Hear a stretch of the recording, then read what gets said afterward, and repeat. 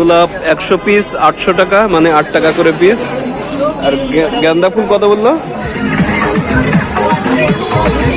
হচ্ছে গদখালির ফুলের বাজার।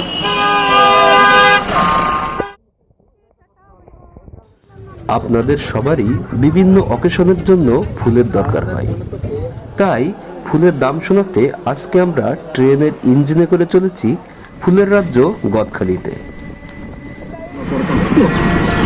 গোলাপ 100 পিস 800 টাকা, মানে 8 টাকা করে পিস। আর গাঁদা ফুল কত বললো? 20 টাকা। 20 টাকা শ। গাঁদা ফুল 20 টাকা শ। আর ভাই রজনীগন্ধা কত বললেন? রজনীগন্ধার আটি কত পিস আছে এখানে? 50 পিস। যত সকালে আসতে পারবেন ততই দাম কম পাবেন। টিস্যু কাপড় 250 টাকা করে জোড়া। আমি আসছি অনেক দূর থেকে, এটা ফুলের রাজধানী নামে খ্যাত গদখালি, এটা যশোর জেলার জিকুরগাছা উপজেলাতে। এখানে এসে আমি যেটা দেখছি যে নানান ধরনের ফুল এখানে আছে এবং ফুলের দাম অপেক্ষাকৃত অন্যান্য জায়গা থেকে অনেক কম।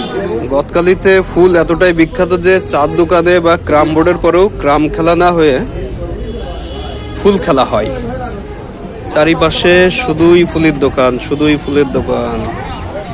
যতটা দামাদামি করবেন ততই দাম কম পাবেন।